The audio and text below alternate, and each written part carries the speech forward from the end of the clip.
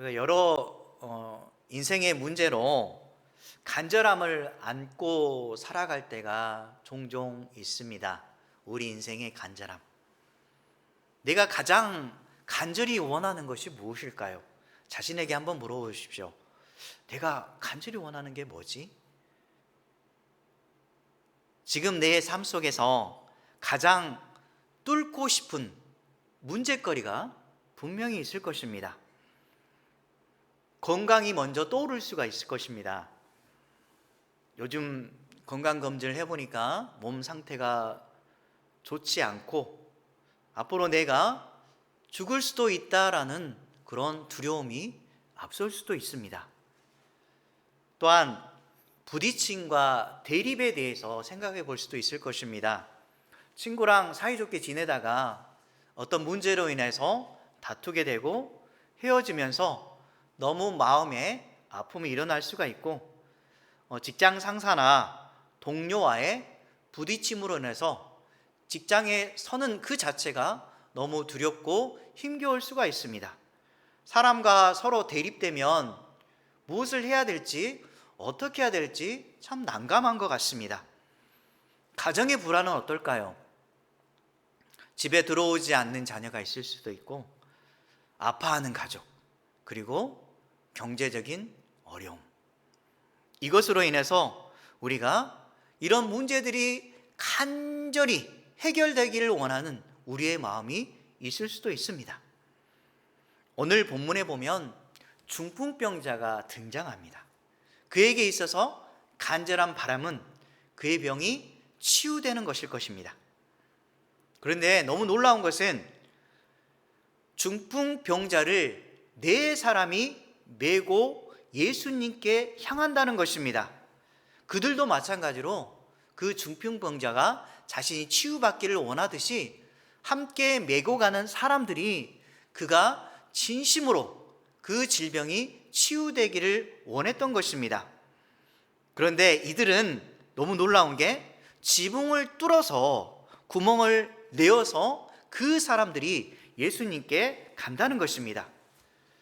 그들의 믿음이 너무나 놀라운 것은 간절한 마음을 통해서 행동으로 옮겼다는 것입니다. 오늘 말씀을 통해서 주님의 역사하심이 기적으로 이끄는 통로가 무엇인지 오늘 말씀을 통해서 나누어 보도록 하겠습니다. 첫 번째로 우리가 원하는 하나님의 역사하심, 그리고 기적의 통로는 간절한 마음과 진실함을 가지고 예수님께로 나아가는 것입니다. 우리 세상적인 표현에 보면 간절하면 통한다라는 말이 있습니다. 간절한 마음을 가지고 예수님께 직진했을 때 우리의 인생의 문제의 해결책이 하나씩 보여주기 시작합니다. 오늘 말씀해 보면 예수님이 가버나움에 들어가십니다. 예수님이 집에 계신다는 소문이 전체에 쫙 퍼집니다. 우리도 어떤 용한 의원이나 병원에 담당하는 사람이 있다면 그 사람에게 찾아가고 싶을 것입니다. 우리의 질병이 치료받기를 원한다면 질병에 대해서 잘 알고 약도 잘 쓰는 그런 의사에게 찾아가서 치유받고 싶은 마음이 있는 것입니다. 마찬가지로 지금 예수님을 간절히 바라고 그분을 만나기를 원하는 사람들이 상당히 많이 있었습니다. 그래서 예수님 집 문 앞에 너무나도 많은 사람들이 지금 왕래하고 있는 것입니다. 들어설 자리가 없을 정도로 상당히 붐볐습니다. 그때 등장하는 사람이 바로 중풍병자입니다. 한 중풍병자를 네 사람이 메어가지고 예수님께로 나아갑니다. 지금 사실은 치유받고 싶은 그의 간절함이 이곳까지 움직이게 하는 것입니다. 그들의 마음은 얼마나 간절했을까요? 얼마나 치유받고 싶었으면 지금 자신은 누워있는 상태에서 네 명이 그를 메고 예수님께로 걸어가는 것입니다. 사실 가는 도중에 너무 힘겨웠을 것입니다. 네 명이 메고 가기에 한 사람이 절대 가벼운 것은 아닙니다. 좁은 골목도 갔을 것이고 사람들을 지나칠 때 사람들의 시선도 의식되었을 것입니다. 하지만 그들은 오직 치유받고자 하는 그 간절한 마음으로 예수님께로 가는 것입니다. 엄원길 대장이라는 사람이 있습니다. 한 번쯤 들어봤을 텐데, 그 사람은 2007년에 세계 최초로 히말라야 산맥 8,000m 이상을 16자, 한 봉우리를 1좌라고 하는데 16자 등반에 성공한 최초의 산악입니다. 이분은 자신이 도전하고 그리고 간절히 바라면서 노력했기 때문에 그 등반에 성공하는 꿈을 이룰 수가 있었다라고 그 자신이 설명합니다. 그가 가장 좋아하는 사자성어가 있습니다. 그것은 심상사성이라는 한자성어입니다. 이것은 간절히 원하고 바라면 분명히 이루어진다는 것입니다. 우리 그리스도인의 삶은 어떨까요? 우리가 만약에 간절히 바라고 소망을 가지고 산다면 과연 어떤 일이 이루어질까요? 시편 37편 4절 말씀 함께 읽겠습니다. 또 여호와를 기뻐하라. 그가 내 마음의 소원을 내게 이루어 주시리로다. 이 말씀처럼 하나님을 진실한 마음으로, 간절한 마음으로 찾고서 그분을 최고의 기쁨으로 여길 때, 그때 하나님이 우리의 소망을 그분의 뜻 안에서 이루어 주실 거라는 것입니다. 우리의 마음속에 진실한 마음과 소망이 담겨 있다면, 하나님께 찾아간다면 하나님께서 그 중심을 보시고 주님 기뻐하신 뜻대로 이루어 주시는 것입니다. 우리가 늘 기도하라고 합니다. 기도하면 하나님께서 응답해 주신다고 하는데, 기도에 응답받는 조건은 이것입니다. 하나님의 뜻대로 기도했을 때 응답해 주십니다. 우리는 이미 구하라 그러면 너희에게 주실 것이요, 찾으라 그러면 찾을 것이요, 문을 두드리라 그러면 너희에게 열릴 것이라 라고 이미 말씀을 통해 알고 있습니다. 그 구하고 찾고 두드리는 기도는 반드시 하나님 뜻에 맞는 기도가 되어야 됩니다. 만약에 여러분이 부모인데 자식이 내가 나쁜 짓을 하려고 하는데 부모님 저에게 10억 정도만 주십시오 라고 말을 했을 때, 설령 내가 10억을 가지고 있더라도 자녀가 잘못되는데 과연 그 돈을 줄 수 있을까요? 결코 줄 수 없을 것입니다. 거절해야 될 것입니다. 하나님도 마찬가지십니다. 자녀가 잘못된 길을 가고 있는데 만약에 칼을 준다면 어떨까요? 칼을 잘못 사용하다가 자신을 죽일 수도 있을 것입니다. 그래서 결코 하나님은 하나님의 뜻이 아닌 것은 응답해 주시지 않습니다. 그래서 항상 우리는 기도할 때, 하나님, 제가 주님께 기도할 때 하나님의 뜻에 맞는 것을 내가 찾고 기도할 때 응답해 주시기를 바랍니다. 먼저 하나님의 뜻을 구하는 게 우리가 최우선적으로 삼아야 되는 것입니다. 그래서 여호와를 기뻐하게 되고, 그러자 하나님께서 내 마음의 소원을 이루어 주시는 것입니다.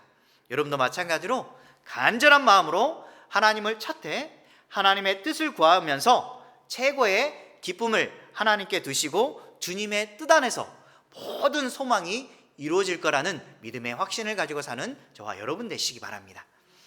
그리고 두 번째로, 기적의 통로는 다름 아니라 시선과 마음의 초점을 예수님께 두는 것입니다. 우리가 세상에 살다 보면 시선의 초점을 내 원하는 데 둘 때가 많습니다. 그리고 상대방을 의식하여서 상대방이 나를 어떻게 생각할까라고 그 두려움 때문에 하나님이 보이지 않을 때가 상당히 많습니다. 하나님의 놀라운 기적의 통로를 보시려면 하나님의 시선과 그리고 초점을 예수님께 두시기 바랍니다. 우리의 마음과 생각이 주님께로 향할 때 주님께서 우리의 마음을 보시고 하나님의 뜻을 이루어 가시는 것입니다. 우리가 살다 보면 인생의 장애물과 방해물들이 상당히 많이 있습니다. 이것을 어떻게 넘어가지? 꼭 인생의 허들 같은 상황을 바라볼 때 뛰어넘기가 상당히 어렵다는 사실을 발견합니다. 그때 우리가 드는 생각이 할 수 없어. 이것은 내 능력으로 안 되라고 포기하고 싶은 마음이 듭니다. 그리고 하는 일마다 잘 되지 않을 때 걱정과 두려움이 앞설 수밖에 없습니다. 우리가 하나님을 바라보지 않고 예수 그리스도를 온전히 향하지 않으면 이성이 작동하기 시작하고 포기하기 시작합니다. 문제와 상황만을 바라보면 넘어지기 시작하고 실패할 수밖에 없습니다. 저도 마찬가지로 이런 생각이 늘 삶 가운데 있습니다. 내 뜻대로 되지 않으면 나는 이거밖에 왜 안 되지? 나는 할 수 없을 것 같아. 하나님, 저는 여기까지인가 봅니다 라고 내 자신도 모르게 겸손한 것이 아니라 포기하는 그런 약한 모습을 발견하게 됩니다. 우리가 왜 이런 모습을 자꾸 지닐까요? 주님을 바라보는 것이 아니라, 주님께 내 생각과 시선을 집중하는 것이 아니라 상황에만 자꾸 바라보고 그 상황에 치우치다 보니까 넘어질 수밖에 없는 것입니다. 예수님의 제자들은 어떨까요? 그렇게 믿음이 좋은 제자들, 예수님을 늘 따라다녔고 예수님이 하는 모습을 다 봤습니다. 그래서 예수님과 함께라면 내 삶의 모든 것은 다 해결된다라는 그런 믿음을 가졌던 제자들, 과연 어땠을까요? 마태복음 14장에 보면 배에 탄 제자들이 광풍을 만납니다. 자신들이 원하지 않는 큰 광풍이 일어나서 그들의 배를 넘어뜨리려고 합니다. 부서지려고 합니다. 그 순간 그들은 어떻게 해서든 살아보려고 발버둥 칩니다. 노를 젓기 시작하고 최선을 다해서 그들은 살아보려고 노력합니다. 그들이 거의 죽을 정도로 위태로운 상황이 됐을 때 예수님이 제자들을 향해서 바다 위를 걸으면서 오십니다. 그때 제자들은 물론 깜깜한 순간인데 예수님을 바라봤을 때 누구라고 생각했을까요? 당연히 예수님이라고 생각했을 거라 생각하는데 그렇지 않습니다. 사람이 너무나 힘겹고 위태롭고 죽을 지경에 이르면 자신도 모르게 어려운 상황 속에 자꾸 생각이 몰입됩니다. 그래서 예수님은 보이지 않습니다. 여러분들도 아마 이러한 상황을 한 번쯤은 경험했을 것입니다. 일은 제대로 되지 않지, 내 뜻대로 원하는 결과를 얻지 않지, 모든 주변 상황은 자꾸 내가 원하지 않는 다른 방향으로 움직였을 때 아마도 마음의 상처를 받고 모든 것이 안 된다라는 심정을 가지고 아마도 여러분이 마음의 아픔을 느끼면서 어둠 속에 있었던 그런 때가 있었을 것입니다. 지금 제자들도 이런 상황입니다. 예수님이 보이지 않고 예수님을 유령이라고 여겼습니다. 그렇게 믿음 좋은 그 제자들, 예수님이 오고 계신데도 유령이라고 생각했습니다. 그때 예수님께서 그들의 마음을 아시고 바다 위를 걸으면서 이렇게 말씀하십니다. 안심하라, 나니 두려워하지 말라. 이렇게 말씀하십니다. 이때 베드로가 그 소리를 듣고 예수님께 말합니다. 마태복음 14장 28절 말씀 함께 읽겠습니다. 베드로가 대답하여 이르되 주여, 만일 주님이시거든 나를 명하사 물 위로 오라 하소서 하니. 베드로가 이제는 용기가 생기기 시작합니다. 내가 죽은 줄 알았더니 지금 이 배가 넘어져서 모두가 물에 빠져 죽을 거라고 생각했는데 알고 보니까 주님께서 이 자리에 계셨구나라는 사실을 깨닫고 주님을 바라보는 순간, 주님, 만약에 주님이시거든 저도 마찬가지로 물 위를 걷는 기적을 보게 하십시오 라고 합니다. 그래서 그가 예수님께서 오라라고 말하자 베드로가 용기를 내어서 배를 이제 버려두고 물 위를 걷기 시작합니다. 처음에는 믿음을 가지고 걸어서 예수님만 바라봤을 때 무리를 걸었는데 갑자기 그의 생각과 시선은 바람을 향하기 시작합니다. 폭풍우 치는 그곳을 향하기 시작하자 두려움이 일어나고 결국 물에 빠지기 시작합니다.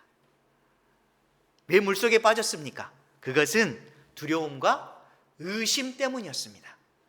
분명히 처음에는 예수님이 함께 하실 거라는 그런 믿음을 가지고 기도하는 심정으로 나아갔습니다. 그랬을 때 놀라운 기적을 체험하기 시작합니다. 기적의 통로가 열리기 시작합니다.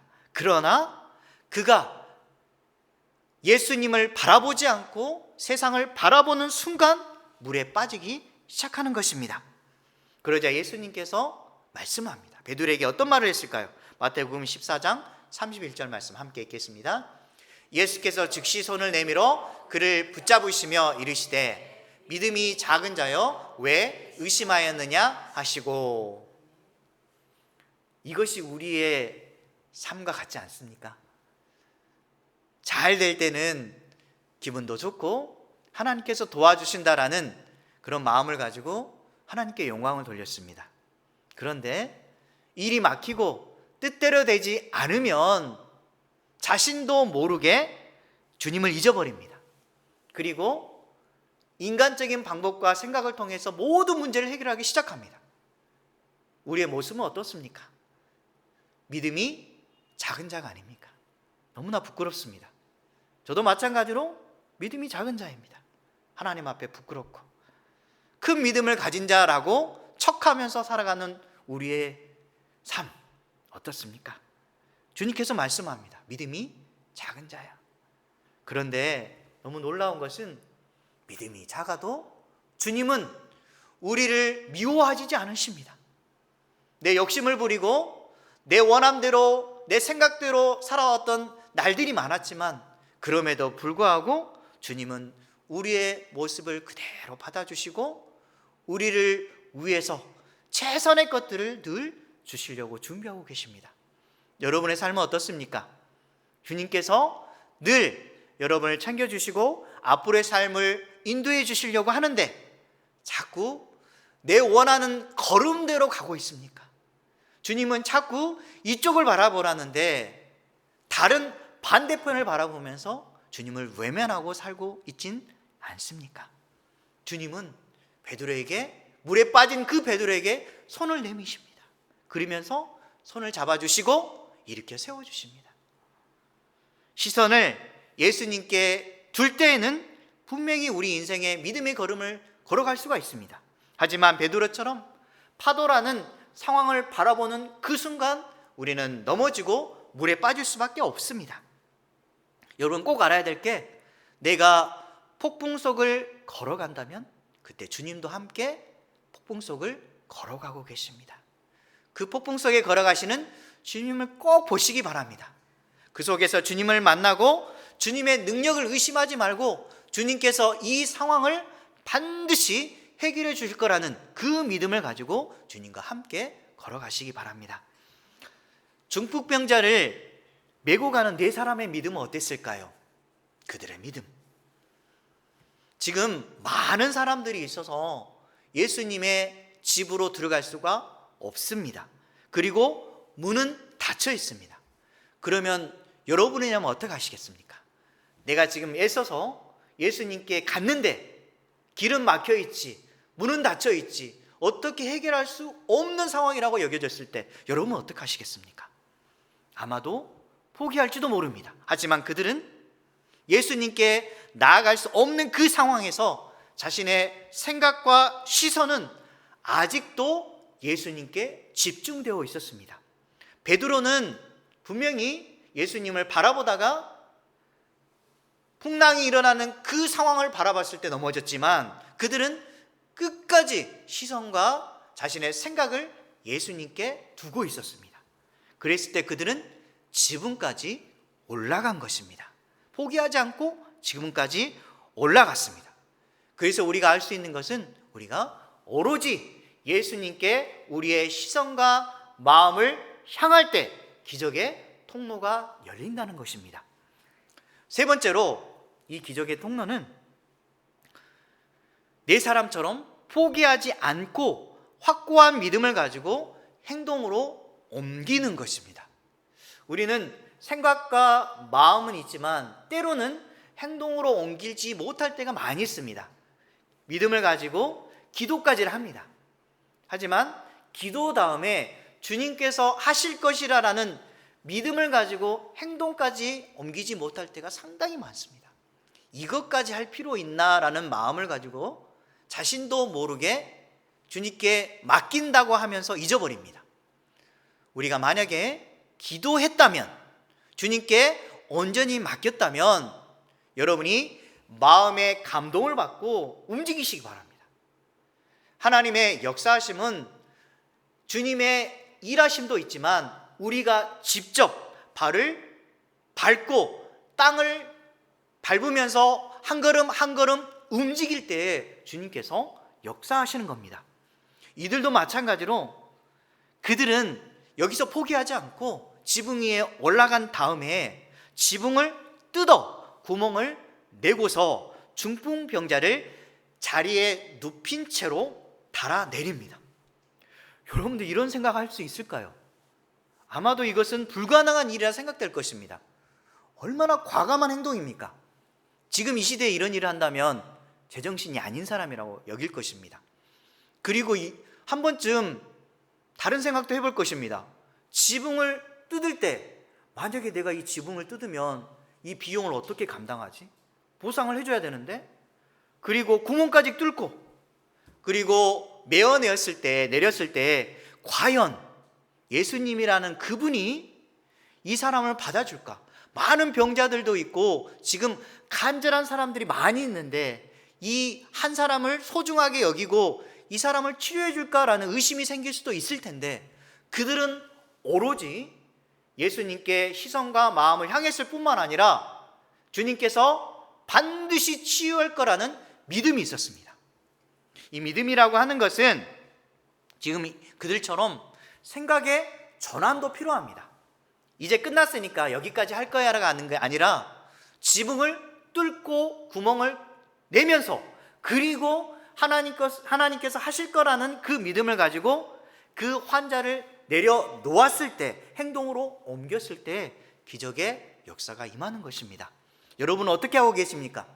과연 여러분의 믿음을 직접적으로 행동으로 옮기고 있습니까? 두렵다고 해서 포기하고 있지는 않습니까? 이렇게 우리가 인생의 장애물 앞에 포기하지 않고 확고한 믿음으로 진격하여서 앞으로 쭉 나가서 예수님께 향하여 끝까지 가는 행위가 기적의 통로가 되는 것입니다. 빌립보서 3장 14절 말씀 함께 읽겠습니다. 표대를 향하여 그리스도 예수 안에서 하나님이 위에서 부르신 부름의 상을 위하여 달려가노라. 이 말씀처럼 여러분의 표대는 어디입니까? 표대. 우리는 아마도 표대하면 나의 원하는 목표로 생각할 것입니다. 내 원하는 목표? 대학교에 들어가는 거? 대학교에 진학했으니까 이제 좋은 직장에 들어가는 거. 이제 괜찮은 직장에 들어갔으니까 돈도 많이 벌고 내 나름대로 즐기는 삶을 살아야 되지 않을까? 라고 생각할 수 있습니다. 물론 직장 생활을 열심히 하고 노력해서 많은 돈을 번 그런 중년층도 있을 것입니다. 그분들은 이런 생각을 가집니다. 이제 많은 돈을 저축해서 남은 여생을 즐기면서 살자.